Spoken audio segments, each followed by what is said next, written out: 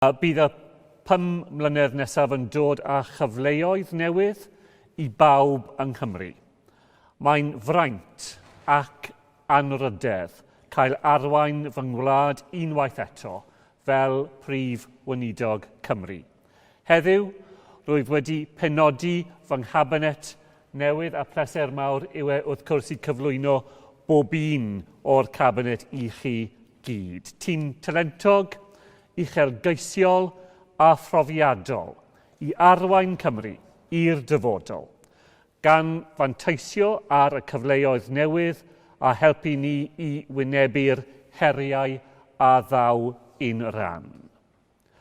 Am y 15 mis diwetha, rydym wedi ganolbwyntio ar y pandemig coronavirus, a'r argyfwng iechyd cyhoeddus ac economaidd sydd wedi taflu cysgod dros ein bywydau.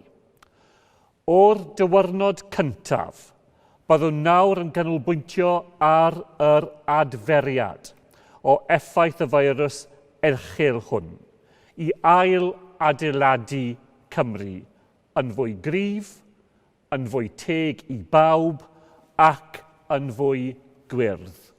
Cenedl lle mae pawb yn chwarae a'i ran, heb i unrhyw un cael ei adael ar ôl. Bydd y Llywodraeth lafur newydd hon yn dal ati i ddiogelu Cymru. Byddwn yn creu swyddfi ac chyfleoedd i ffynnu wrth i ni symud tu hwnt i'r pandemig. Mae'r cabinet newydd hwn yn barod am waith i roi Cymru nôl ar y llwybr tuag at adferiad.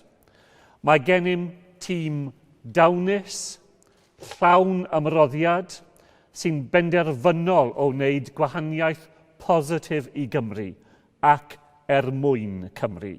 Diolch yn fawr i chi gyd.